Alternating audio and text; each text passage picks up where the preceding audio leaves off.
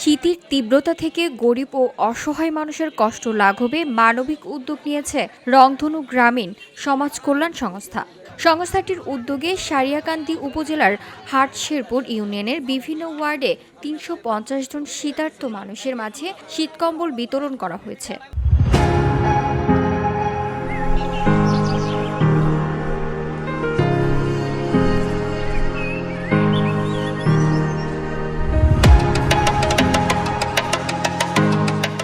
সোমবার নিজবলাইল বাজারে অবস্থিত রংধনু গ্রামীণ সমাজ কল্যাণ সংস্থার নিজস্ব কার্যালয়ে এই শীতবস্ত্র বিতরণ কার্যক্রম অনুষ্ঠিত হয়। শীতের প্রকোপে বিপর্যস্ত দরিদ্র ও অসহায় মানুষের মাঝে কম্বল পেয়ে স্বস্তি প্রকাশ করেন উপকারভোগীরা।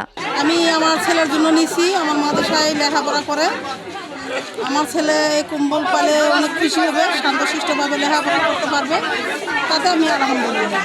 অনুষ্ঠানে সংস্থার সভাপতি মোহাম্মদ রহিম মিয়ার সভাপতিত্বে প্রধান অতিথি হিসেবে উপস্থিত ছিলেন সারিয়াকান্দি উপজেলার সমাজ সেবা ফিল্ড সুপারভাইজার মোহাম্মদ মোস্তেজার রহমান। বিশেষ অতিথি হিসেবে উপস্থিত ছিলেন সারিয়াকান্দি উপজেলার স্বাস্থ্য কমপ্লেক্সের উপসহকারী community medical officer Mohammad Mehedi Hasan. এছাড়াও অনুষ্ঠানে উপস্থিত ছিলেন সংস্থার সাধারণ সম্পাদক নূর নবী মণ্ডল সহ সংগঠনের অন্যান্য সদস্যবৃন্দ।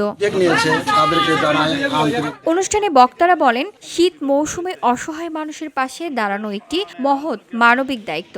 সমাজের বিত্তবান ও সামাজিক সংগঠনগুলোর এই ধরনের উদ্যোগ শীতার্ত মানুষের কষ্ট লাঘবে গুরুত্বপূর্ণ ভূমিকা রাখে। রংধনু গ্রামীণ সমাজ কল্যাণ সংস্থার এই উদ্যোগ নিঃসন্দেহে প্রশংসার দাবিদার বলেও তারা উল্লেখ করেন।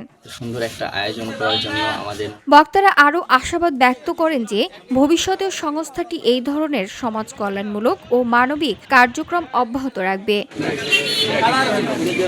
VOD Bangla news desk.